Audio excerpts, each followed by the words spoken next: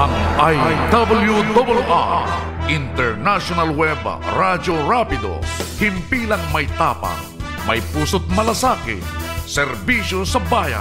IWRR, umapaimbulong worldwide via live streaming, Facebook Live, at maging sa YouTube. IWRR, International Web Radio Rapido. Ang studio at opisina ay nasa Barangay Bantayan, malapit sa Barangay Hall, Mangaldan, Pangasinan. IWRR, International Web Radio Rapido. In a world that is drastically changing and full of uncertainties, here is Iridanos Avellino Business Partners, an ally that you can rely on.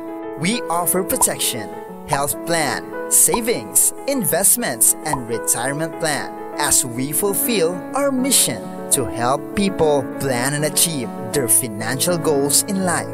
Because today, planning makes your dreams come true. For inquiries, you may contact us at 0950-50-21812 or at 075-202-5307. Iridanos Avellino Business Partners. Insular Life in Life. Iridanos Avellino Business Partners, a legitimate partner of Insular Life, the first and largest Filipino life insurance company here in the Philippines since 1910. Iridanos Avellino Business Partners with the GA President, Ricky Avellino, an ally you can trust. Marigold Bookstore. Mga bata, baka hindi pa ninyo alam na ang Marigold Bookstore ay may sports supplies na rin. Yayahin mo na sila itay at inay para dito na bumili ng gamit sa paborito mong mga laro. Bukod kasi sa mga libro, papel, lapis, ballpen, kartulina, at iba pang gamit pang eskwela at pang opisina, ay makakabili ka na rin sa Marigold Bookstore ng iba't ibang klase ng pang sports tulad ng basketball, volleyball, baseball, ping-pong set, chessboard, boxing gloves, taekwondo gear at iba pa. May mga modernong trophies din para sa iba't ibang paligsahan. Kaya tara na at i-enjoy ang murang presyo ng mga dekalidad na supplies mula sa Marigold Bookstore. Matatagpuan sa downtown Dagupan City. Halina kayo para masubukan ang tatak Marigold Bookstore. Ang elektrisidad ay kaagapay sa pag-unlad ng buhay. Maging wais sa pagkonsumo sa kuryente. Hugutin sa saksakan ang mga hindi ginagamit na appliances. Iwasang mag-overload ang mga aparatong dekuryente nang hindi magkasakuna. Paalala mula sa Central Pangasinan Electric Cooperative o CENPELCO sa pamumuno ni Engineer Rod Corpus. Narito na ang muling pagsingkaw ng binansagang Rapido sa radyo. Sa kanyang muling pagpalahaw ay mabusising hihimayin ang mga napapanahong usapin. Makikipagpanayam sa mga taong nasa likod at harap ng mga balita. Mas pinalawak, mas pinatindi, mas pinaanghang, mas pinatapang, mas mapalasik, ngunit balansyadong pagsuri ang inyong maririnig. Rapido Alan Season. Isinilang upang ipagtanggol ang kabutihan laban sa kasamaan. Rapido Alan Season. Walang puwang ang kabuktutan, kasinungalingan at pagkamal sa kaban ng bayan. Rapido Alan Season. Rapido Alan Season.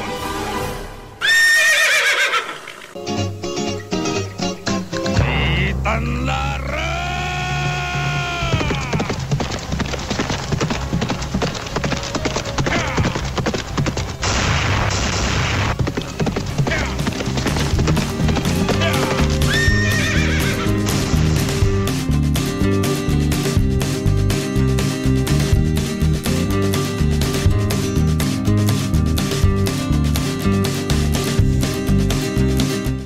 Isang mapagpalayang umaga, makabayan. Muli na naman pong sisingkaw sa simpapawid ang inyong rapidista Rapido Alan Season. Muli pong rarapido sa matiwaling opisyal ng gobyerno maging pribado manasangkot sa anumang katiwalian. Kasabay po ng pagpuri sa mga taong dapat purihin. Paghimay sa mga isyong napapanahon. Pakikipag-usap, pakipaghuntan, pakipagtalakayan, pakipagbalangkasan, pakipagtalastasan at pakipagtalamitam sa mga taong nasa likod at harap ng mga balita. Muli mga bayan, palatuntunan kinagigiliwan, huwag ho kayong matakot. Sige, manatili ho kayo. Diyan lamang ho kayo mga kabayan. Magandang umaga, Rapido Ronel. Yes, magandang umaga, Rapido Alan, at saka sa ating mga taga-pakinig at taga-panood. Magandang umaga po sa iyo. Sa inyo dyan. Bueno, mga kabayan ko. Alay, hindi pa nga ho tayo nakakaungos, mga kabayan ko. Hindi pa ho tayo nakaka-alpas, sa stressful election. Pero naobserban ho namin mga kabayan kamada dito, kamada doon ang mga barangay officials. May mga nagpaparamdam na ho talaga na sila ho ay tatakbo mga kabayan ko using social media. Nagpapahiwatig na sila ho ay may intensyon na kumandidato sa posisyong barangay kagawad or barangay captain. Yan ho. May mga nagsisipagpuntahan na rin ho doon sa mga alkalde at humihingi ng basbas. Alam ho ninyo mga kabayan ko, vice versa ho ito. Nung nakaraang local elections, national and local elections, ipinagbawal ho ng ating batas na makikialam ang mga barangay officials sa local election and national elections. So, in the same manner, ang mga local officials ay bawal din ho na sumuporta sa barangay elections. Yun ho ang nasa batas ho natin, mga kabayan. Pero natotolerate kasi kanya-kanya hong tao, mga kabayan kung hindi mo susuportahan itong mga barangay officials o yung mga nag-i-aim, pagdating ho ng election na naman by 2025, hindi rin ho sila susuporta. Yes. Kaya nagiging bigayan yun na Rapido Ronel. Yes. Kaya kanya-kanyang umang ngayon kung sinong panabong mo Yung batas na yan ay considered as a dead law dahil sa aktual na nangyayari ay talagang yung mga kapitanis, mga barangay kagawad, nakaalyado ng isang mayor, isang governor o isang congressman ang tumutulong, ang nagtatrabaho talaga para sila ay may halal muli sa kanilang pwesto. Pero sana walang baka kung minsan mas marahas ang eleksyon sa sa barangay. Oo. Maliit lamang ho na komunidad ang barangay, mga kaibigan. Pero mas kadalasan na nagiging marahas ang eleksyon kesa sa local and national elections. Ang nangyayari kasi, sa barangay ho, madalas magkakamag-anak din magkakamag-anak ang mga magkakatunggali. So, agawan na lamang ho ng kamag-anak.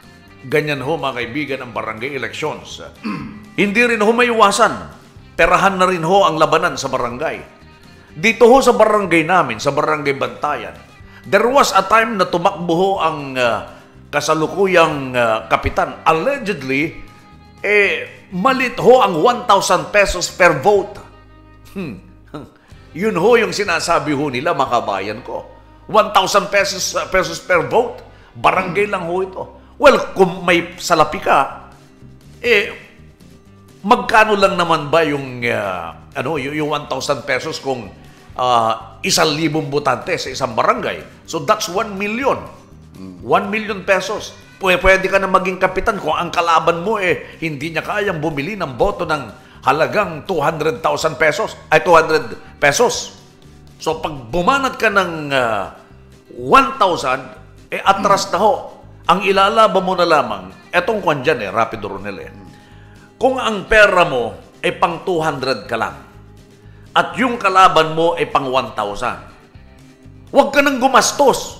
Huwag na. Kasi ganun din gagastos ka, bidding, mas maliit.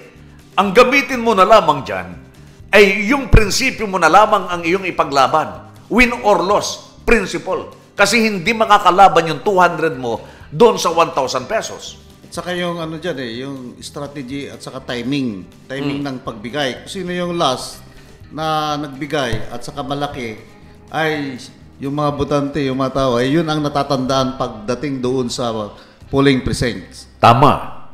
So, mas maigi siguro ang gawin ho natin dyan, mga kabayan ko. Well, ang pangit nga naman, sa totoo lang, ang pangit kung dinidiscuss ho namin, mga kabayan, yung mga estratehiya. Pero sa totoo lang, yun ho ang realidad. Yan ang nangyayari talaga eh. Oo. Yung last minute ho, mga kabayan, ang laking bagay eh. Yun ang natutunan ho ng mga botante na nag-aabang ho ng last minute. Galit ng botante kapag itong mga authorities, NBI, police officers ay hinahabol ho yung mga kandidato na namimigay ng salapi tuwing election. Galit ho mga kabayan ang taong bayan dito ho sa mga otoridad, mga kabayan ko. Sapagkat pagkakataon na namin to na tumanggap, bakit ninyo hinahabol itong mga namimigay sa amin? So galit na galit ho yan. Kaya ayaw ho nila na sila ho ay nahaharangan. Ayaw nila na pauwiin mo itong mga tao. Ayaw din nila na gwardyahan mo yung mga namimigay ho.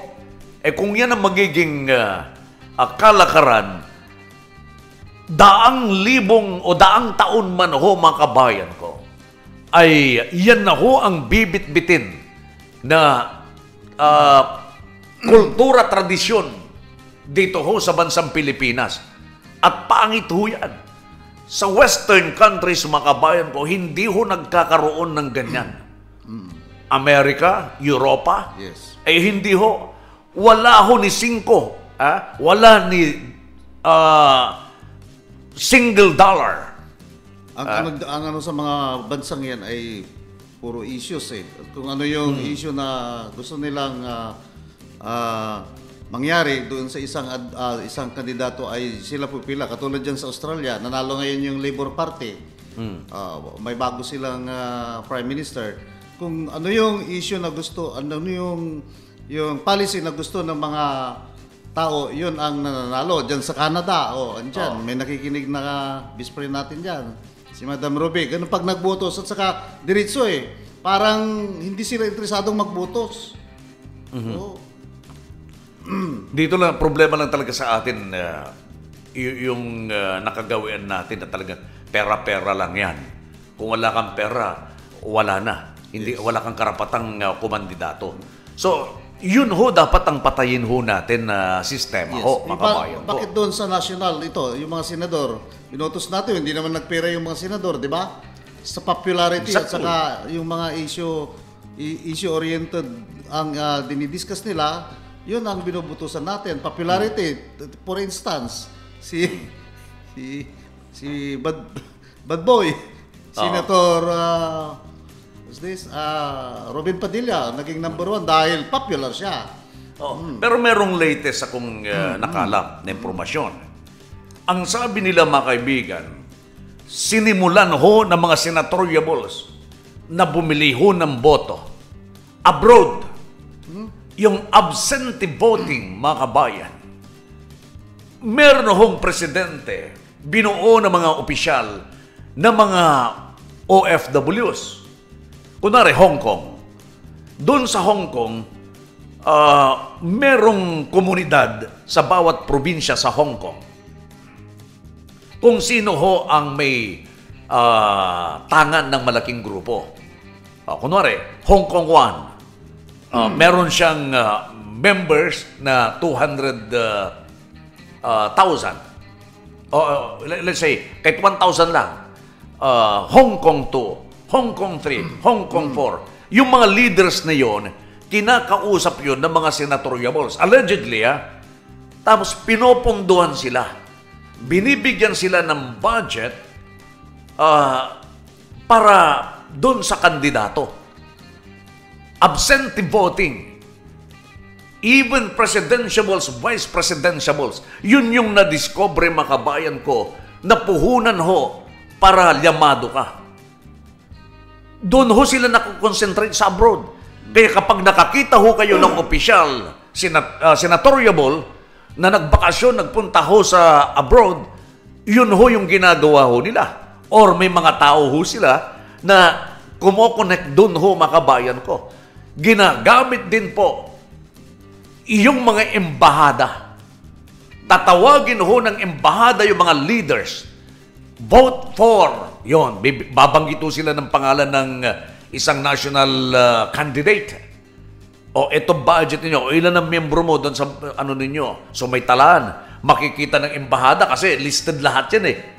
So kapag nandun, babudgetan ho yun. Let's say, kung dolyares ang pag-uusapan ho, kung sabihin ho natin mga kabayan ko ay $100 ang bawat isa. So that is 5,000. Rounding it off to 5,000 each vote.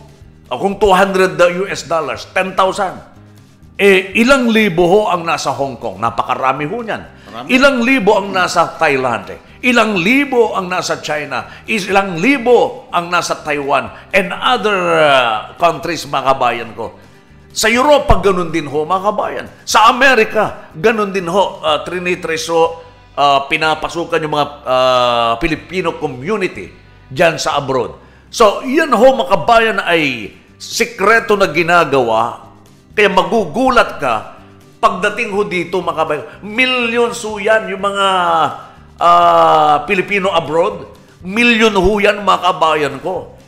Research mo, padre. Ilan ang Pilipino ano natin? Sa nasa abroad, di ba? Ang laki ho ang bilang niyan, mga kaibigan. Kaya nagiging puhunan ho yan, palaban ho doon sa mga black voting. Black voting sila Like Iglesia ni Cristo. Yun ho yung panlaban doon sa mga nakadiscover na marurunong na strategies, mga kabayan ko. Dito lang hindi magawa ho rito, mga kaibigan. Kasi dito sa Pilipinas, may kanya-kanya ho mga leaders, may kanya-kanyang balwarte. Pero doon, umasa ho kayo na kapag na-penetrate ho ng isang national candidate, black voting din ho yun. Kasi doon sa abroad, may kanya-kanya silang mga organizations And therefore, pag may organization, may mga kanya-kanyang leaders yan. So, depende siguro sa mga leaders at saka followers kung yung political candidate ay kung ano ang kanyang policy na isinusulong na yun naman ang kagustuhan ng mga nasa abroad. Kunyari, OFW, ay sigurado yan ang bubutos dyan. Kunyari, nagkandidato si Tots Ople. Si Tots Ople, concern niya yung mga welfare ng migrants worker doon sa ibang bansa. And therefore, talagang bubutos yan dahil napatunayan na si Madam Ople ay she poses for the migrants welfare and ang tawag dito ay yung welfare ng mga overseas workers. Yun. Pero yung sinasabi mo, siyempre, sino bang hindi matemp na organization o organize overseas workers doon paganda naman yung pinupurpose, inihihain usually for kakaroon ng money or in exchange o mga gifts dyan, ay talagang kakagatin naman ng mga migrants workers. So, bago yun, talagang bagong estilo, talagang bagong style. Oo. Strategy ng mga kandidato. Kaya ito dinidiscuss natin, mga kaibigan. Yung mga hindi ganun pala. Dapat doon na tayo rumekta, yung mga ganun. Nakakasiguro nga naman sila kapag nagawa ho nila yun. Kasi sigurado yun. Kasi nag-effort sila papuntang abroad. At doon naman, siyempre, yung mga nasa abroad, hindi naman halata na sila ibumoto ng black vote. So, kakagatin at kakagatin ho yan, mga kabayan ko. Maraming maraming gagaya ho dyan sa dinidiscuss natin pagdating ng araw. Ngayon, kung sakali na, siyempre, kahit barangay election, merong absentee voting pa rin, di ba? Yes. So, kung ilan yung nasa abroad, mga kaibigan, dun sa barangay ho ninyo, let's say, kung meron kang 100 na kabarangay, malaking bagay ho yan, kasi barangay ho yan. Kaya lang, bibilihin mo, pupunta ka dun sa family nun, kung paano mo bilhin kaya. Pero madalan siguro, pag barangay lang, baka hindi na mangyari yan. Doon lang siguro, pwede yung national lang or pwede rin yung congressional and vice and gubernatorial race. Pwede ho yan. Mamumuhunan ka ng medyo malaki-laki para magkaroon ka ng ganong kalaking margin bilang botante. Maraming salamat kay Mayor Julius Ramos sa iyong pagbisita sa ating istasyon kahapon. In fact, nandito ho siya pero hindi ho kami nag-live. Kami ho ay nagkwentuhan lamang ho dito sa ating office. Ang kwentuhan ho namin ay umabot ho ng 10 oras, mga kaibigan. From 1 o'clock to past 10 ng gabi. Nandito ho kami ni Mayor Julius Ramos ng Santa Maria, Pangasinan. Sinamahan ni Bagis Dennis Dulay Fernandez. Kasi doon natin nalaman, in-istorya niya yung kanyang buhay abroad din. Isang OFW pala. Isang OFW. Nag-Taiwan pala ito ng mahabang panahon. Mahabang panahon. Kaya talagang train siya doon sa trabaho kung sa paghahanap buhay at saka yung mga nakakala-halubilo nilang mga iba-ibang nationalities. Kaya yung mayor ho ninyo dyan, mga kaibigan, sa Santa Maria, galing ho sa hirap din pala ho yan utusan lang ho yan doon sa Taiwan. Hanggang ngayon utusan lang naman di ba inuutusan niyo siya na i-manage ang Santa Maria.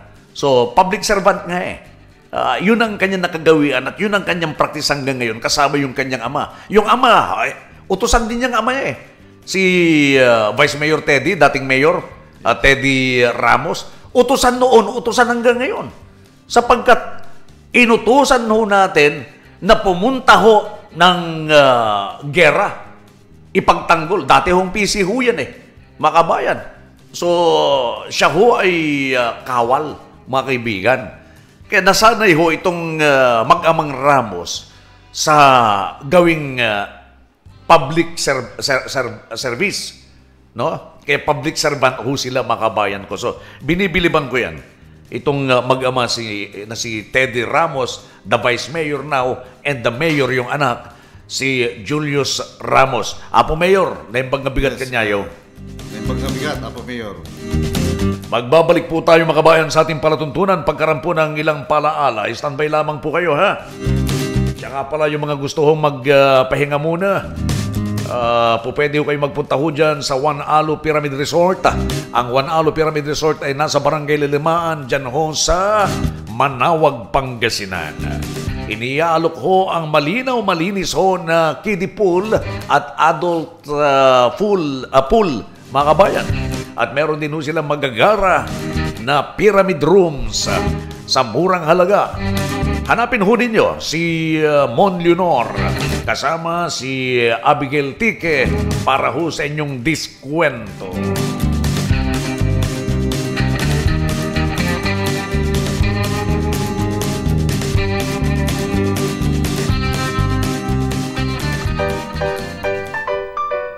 Wow, Han! Buhay pa pala itong Marigold Bookstore. Oo nga, no? Ang tagal kasi nating di nakapagbakasyon dito sa Pilipinas, Han. Pero tanda ko pa, Han, na dito tayo madalas mamili ng gamit pang eskwela natin noon. Akalain mo, nakapagtapos tayo sa pag-aaral na naging kaagapay natin ang murang presyo ng Marigold Bookstore, Han, at bahagi ng ating tagumpay ang Marigold Bookstore. Alam mo ba, mula elementarya hanggang makatapos ako sa kolehiyo, dito binili ng nanay ko ang mga gamit ko noon. Kasi, mura na, di kalidad pa. Halika na sa lubhan at makabili nga ng gamit ng mga pamangkin natin. Marigold Bookstore. Mula noon hanggang ngayon, presyo'y swak sa budget. Ang elektrisidad ay kaagapay sa pag-unlad ng buhay. Maging wais sa pagkonsumo sa kuryente. Hugutin sa saksakan ang mga hindi ginagamit na appliances. Iwasang mag-overload ang mga aparatong dekuryente nang hindi magkasakuna. Paalala mula sa Central Pangasinan Electric Cooperative o CENPELCO sa pamumuno ni Engineer Rod Corpus.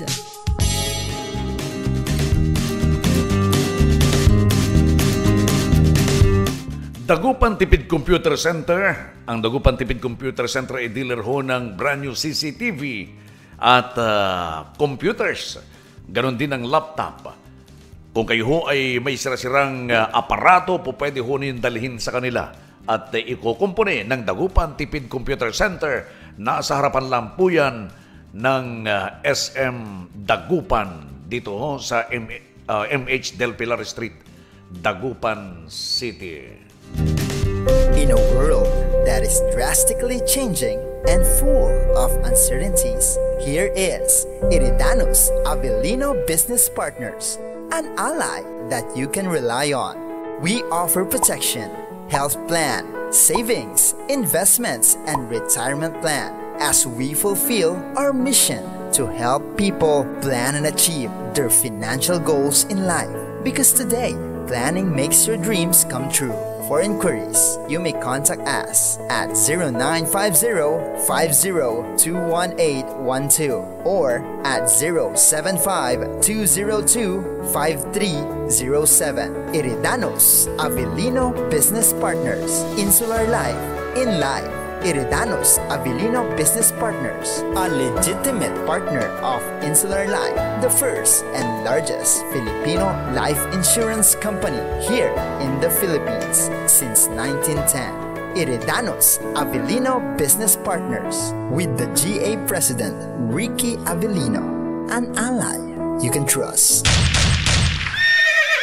Rapido Alan Season.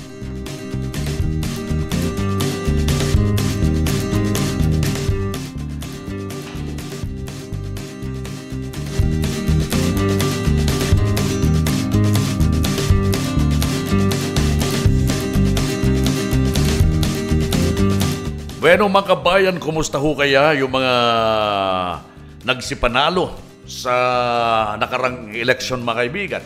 Meron hong mga bumabalik at meron hong mga na-retain.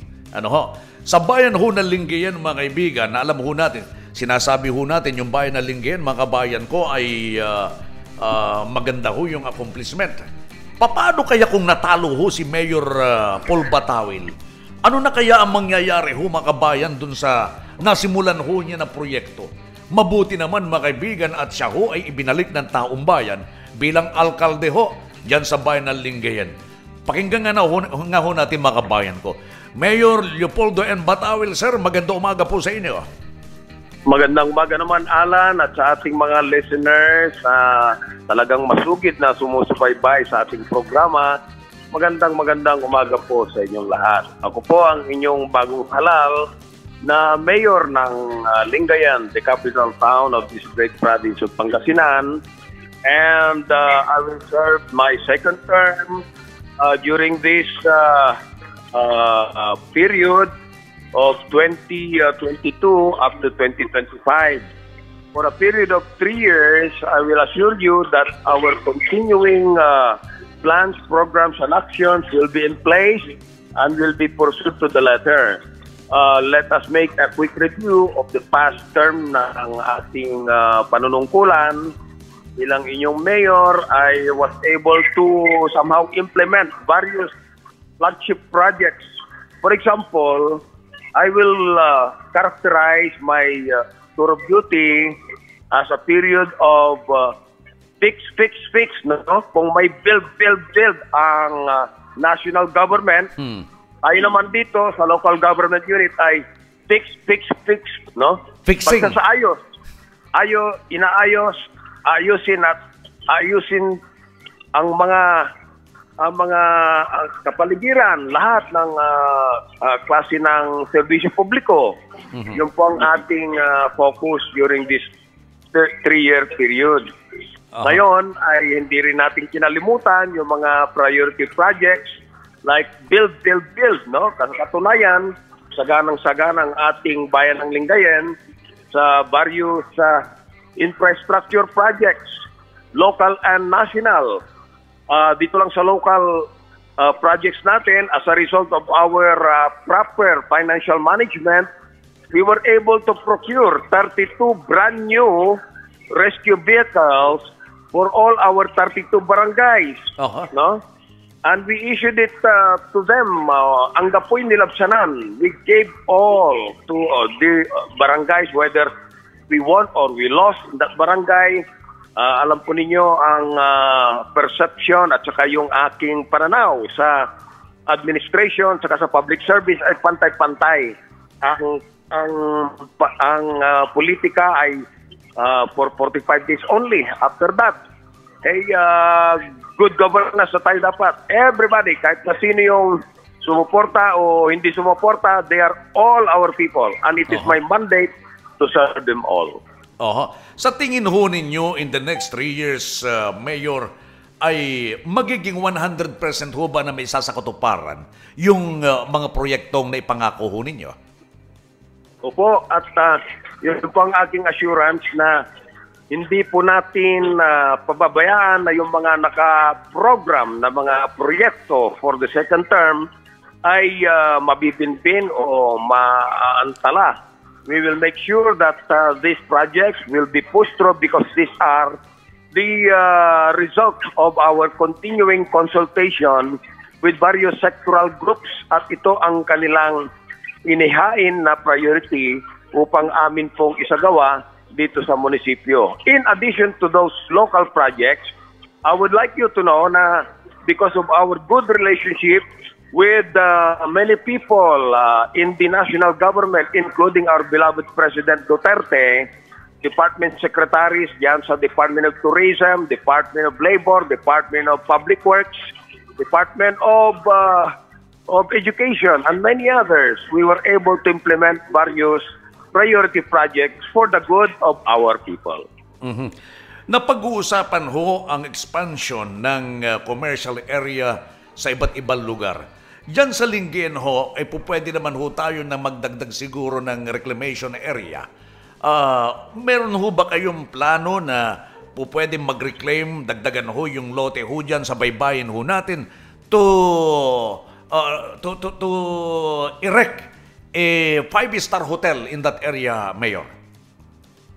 That is in line with the continuing development of Lingayen Master Development Plan. Opo. Alam po ninyo, because our first term was characterized by fix, and build, we are now embarking on developing and perfecting our Lingayen Master Development Plan upang kahit sino na pumalit later on na local chief executive o mayor ay mayroon siyang tinatawag na template or Bible na susundan upang hindi siya mawala sa kanyang direksyon ng panunungkulan.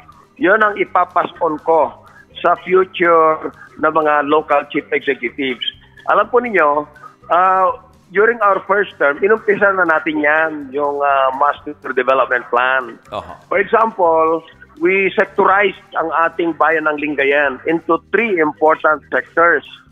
Number 1 sector is of course yung Central District, which houses the government center, business center, commercial center, educational center, tourism center. At doon naman sa Western District, which is composed of western barangays like Estanza, Sabangan, Kapandanan, Balangubong, Durungan, and the Dumalandan East, West, and Center. These are all under the western barangays, and we will develop that by way of constructing a very, very important bridge, which we call the Limahong Bridge, which will connect the western barangays to the Central District through Kapandanan and through Barangay Pangapisan Norte. Doon naman sa Southern District, we sectorized that into what we call the Southern District Growth Area, which will be the showcase or the window of opportunity coming from the south, that is San Carlos City. Para yung overflow ng San Carlos City, mag-benefit ang southern barangays of Lingayen through the southern corridor. And we will be developing yung dike dyan into a national or even provincial road.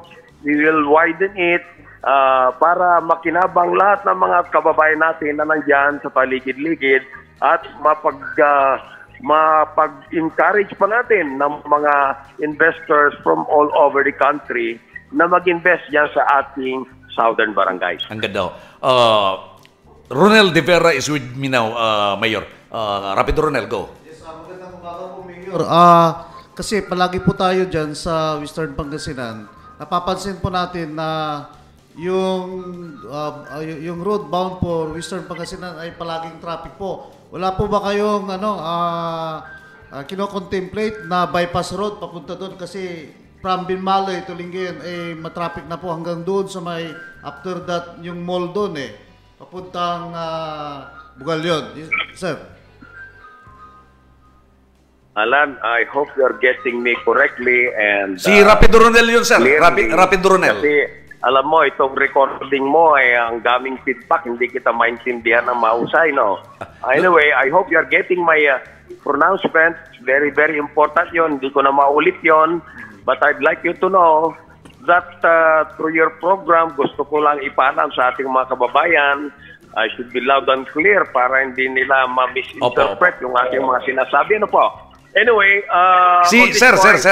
Si Rapido Ronel po yun, sir. And mag face-to-face na lang tayo kasi sobra feedback. Hindi talaga kita maintindihan. Ang daming feedback na unnecessary sound. Mayroon pang tumutugtog. Mayroon pa yatang karaoke dyan. Kaya pasensya ka na, Alan. Hindi po. Okay. Sir, si Rapido Ronel ho yung nagtanong sa inyo kanina, si Ronel de Vera, at tumunog ho yung kanyang cellphone, Mayor, sir. Hello, Mayor. Nawala na si Mayor. Anyway, mga kaibigan, bumitaw si Mayor, nawala, hindi niya na-get yung question ni Rapido Ronel. Ano po? At meron tumunog ata yung cellphone mo ata yun. May tumatawag kanina. Feedback. So hindi niya marinig ng tama. But anyway, ang ganda ho yung napag-usapan ho natin with Mayor Paul Batawil, mga kaibayan, tungkol ho dun sa follow-up ho niya. Diyan ho sa mga projects na kanila hong nasimulan at sisimulan diyan ho sa bayan ng Lingayen. So that's good. At ganun ho ang kinalabasan. I'll try to put him back, mga kaibigan, on air. Yung road widening ang parang naintindihan ko doon sa mga ang tinatanong ko natin ano ba yung tanong mo kanina? Ay yung road link going to Western, matraffic minsan Wala, ang tanong ko doon kung mayroong hindi mayroong ginagawang bypass road Saan yun na banda kasama Rapido? Yun na lang tanongin natin. Yung bypass road actually, ongoing yan. Ito yung dire-diretso hanggang dito sa Mangaldan. And sooner, po pwede magdiretso ho yan doon sa San Jacinto hanggang sa Sison, Pangasinan, connecting T-Plex.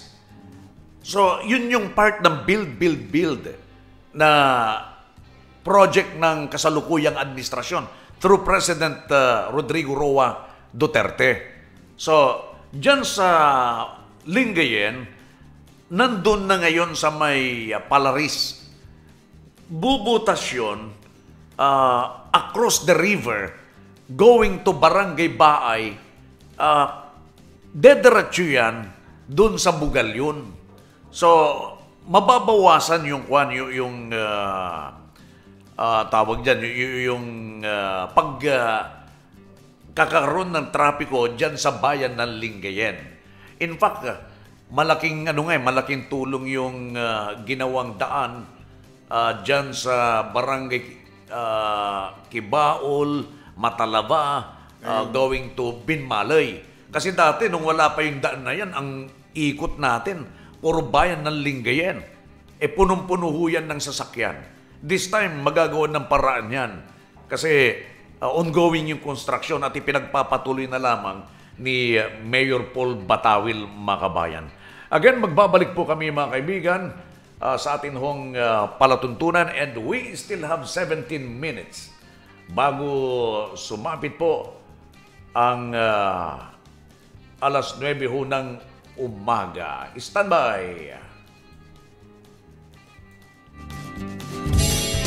Ang Ang elektrisidad ay kaagapay sa pag-unlad ng buhay. Maging wais sa pagkonsumo sa kuryente. Hugutin sa saksakan ang mga hindi ginagamit na appliances. Iwasang mag-overload ang mga aparatong dekuryente nang hindi magkasakuna. Paalala mula sa Central Pangasinan Electric Cooperative o CENPELCO sa pamumuno ni Engineer Rod Corpus.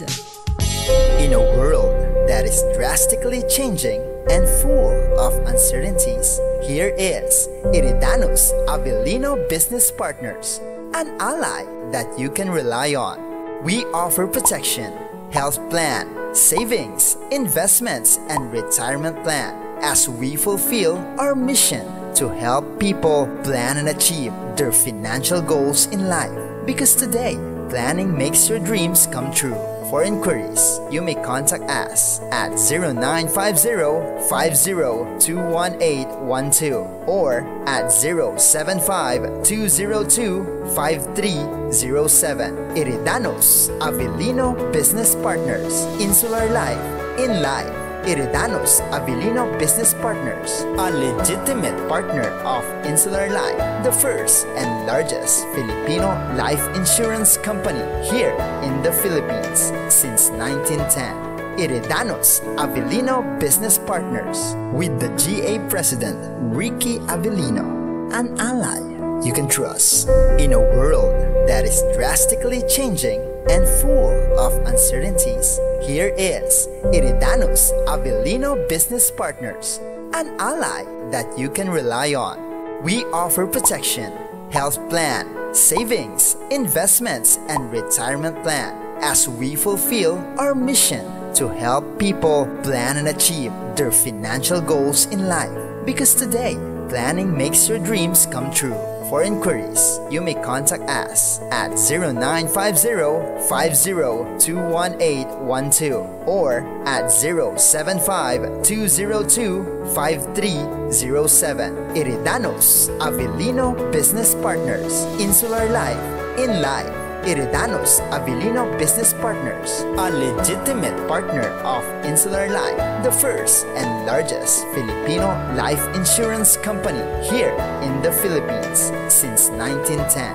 Iridanos Avellino Business Partners with the GA President Ricky Avellino, an ally you can trust. Rapido Alan Season.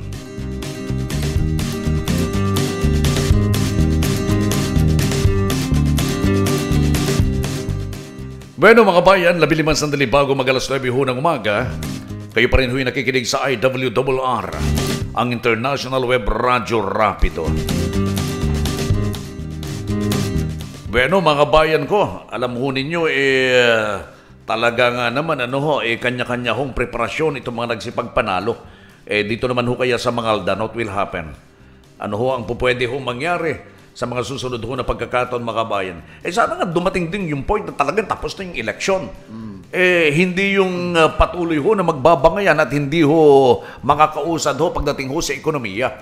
Hindi ho naman talaga makakatulong sa bayanan mga kabayan ko kung lulupigin ho natin itong mga nagsipagpanalo. Sometimes meron ho tayo mga hesitation to file cases against these people, itong mga nagsipagpanalo. Otherwise, ang gagawin na lamang ho nila mga kaibigan ay sumalag ng sumalag sa mga kasong isasampa ho natin sa kanila. Yan ho ay pabor dun ho sa mga natalo.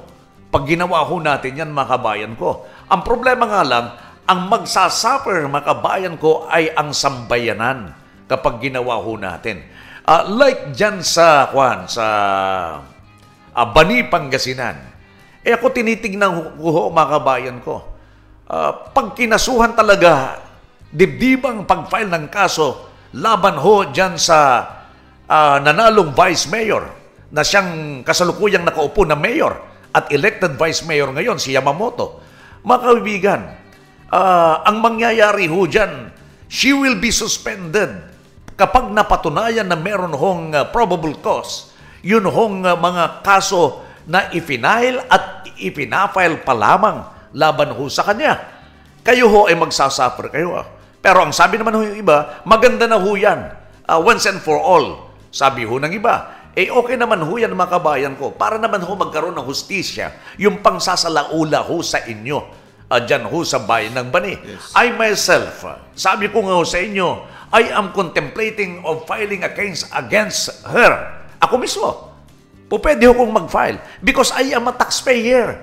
Taxpayer ho ako mga kaibigan. Pilipino ho ako. Ako man ay nagpupunta dyan o hindi nagpupunta dyan, still I am a Filipino, a taxpayer. So may karapatan ho ako na ipagtanggol ho ang aking binabayarang tax. Saan mo inilalagay? Di ba?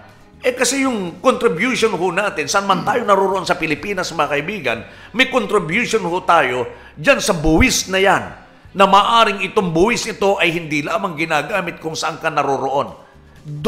Ini-scatter ho yan. Di ba, Rapido Ronel? Yes. So, yun ho mga kabayan ko, ang siyang rason kung bakit tayo ho na mga taxpayers, meron po tayong karapatan na mag-file ng kaso against these people. Katulad ho ng mga national officials natin.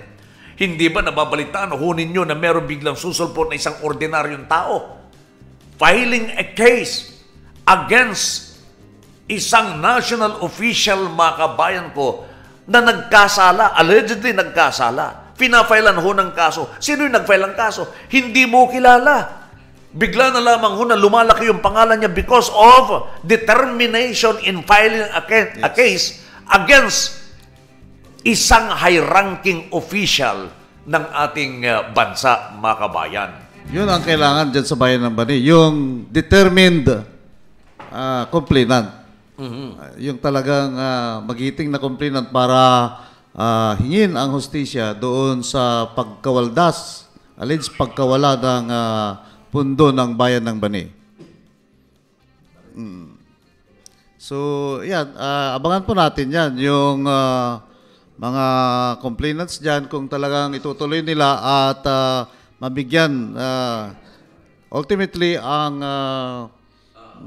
maibigay ang hustisya dyan sa mga anomalyang transaksyon o anomalyang gawain dyan sa bayan ng Bani.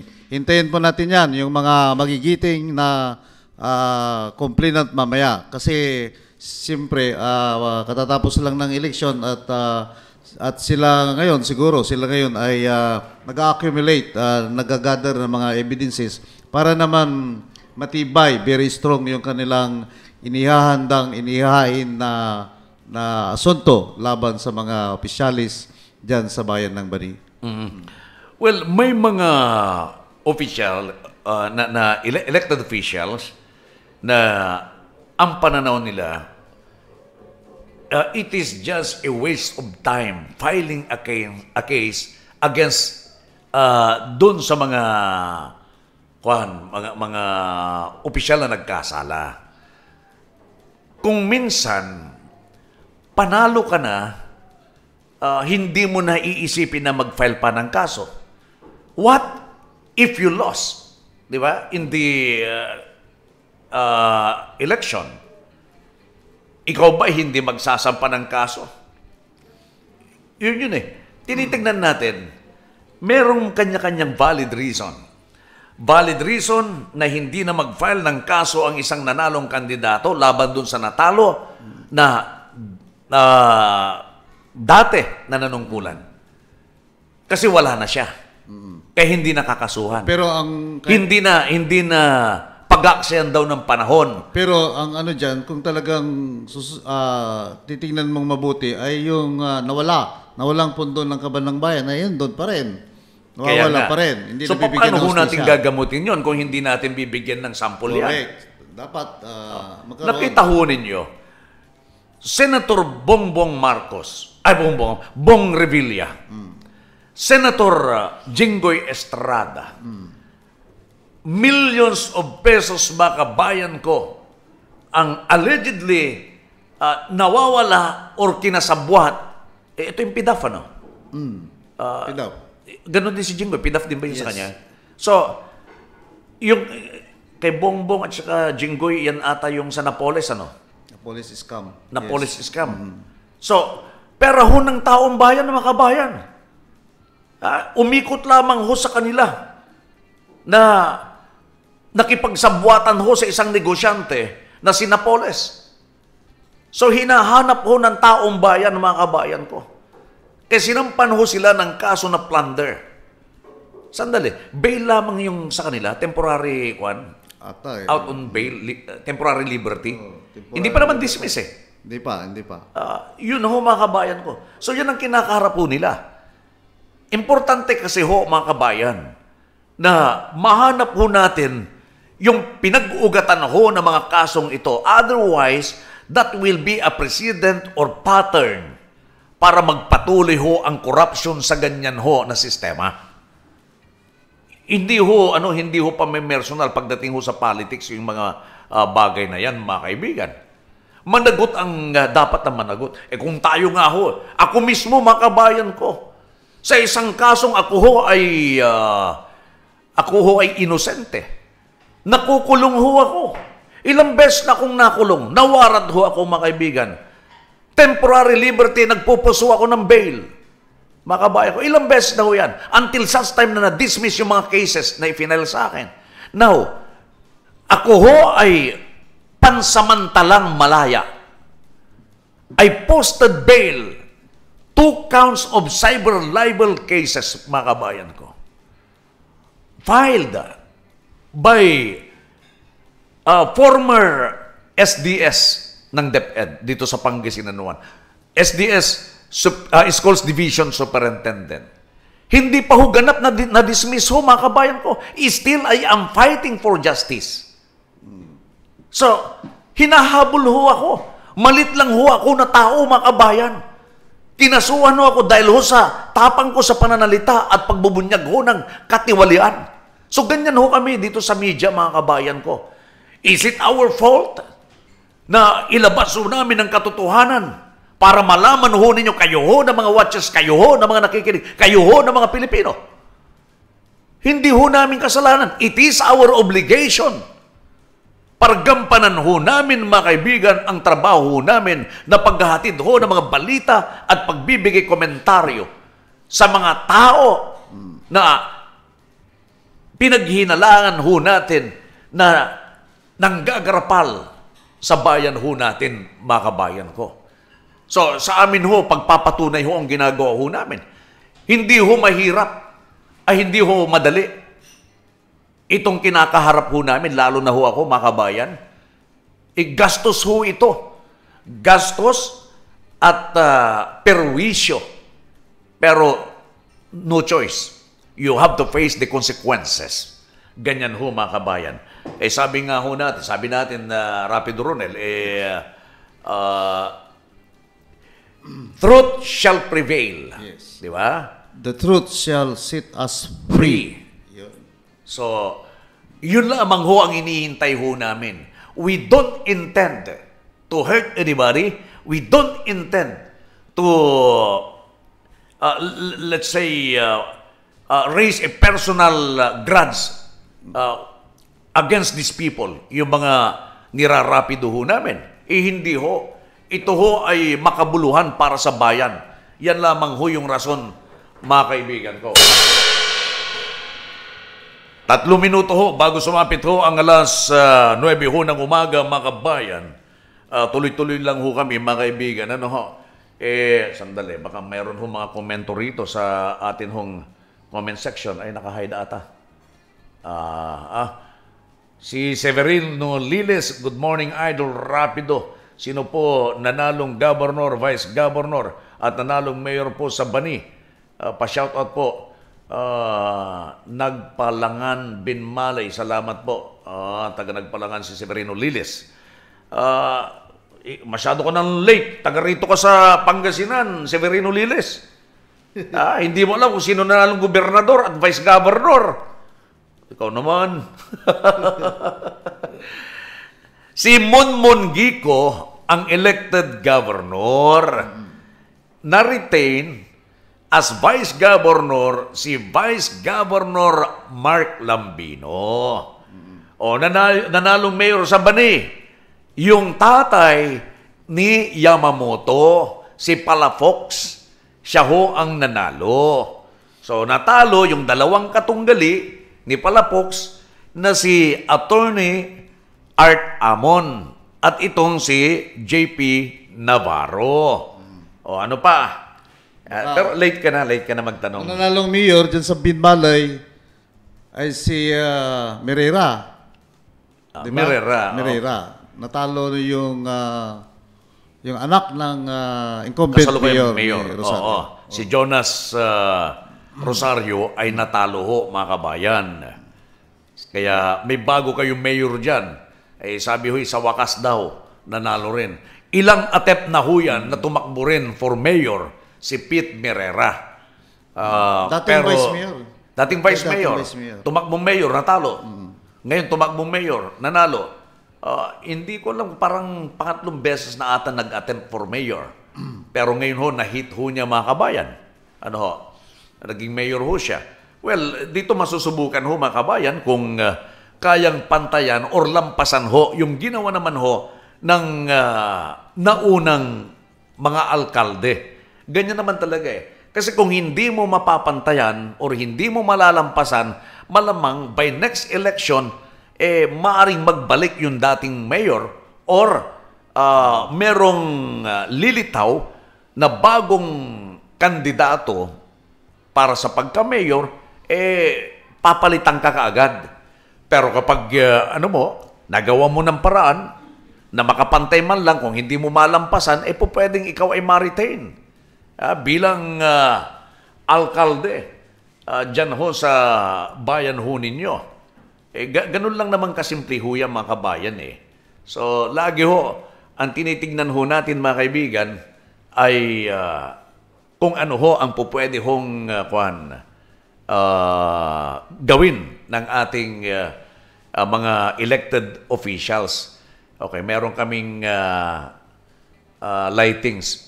Yan, kasi masakit sa mata yung nakatutok. So, I think magbabounce na lang sa taas. Alright. Sige, magpapaalam muna kami. Yes, bago tayo magpaalam, paring Alan, Rapido Alan, binabati po natin yung kaibigan po natin na may birthday. Si Mang Toto, happy birthday Mang Toto. Taga Cotabato ito Oh, ganun. So, doon magsisilbra. Nanonood.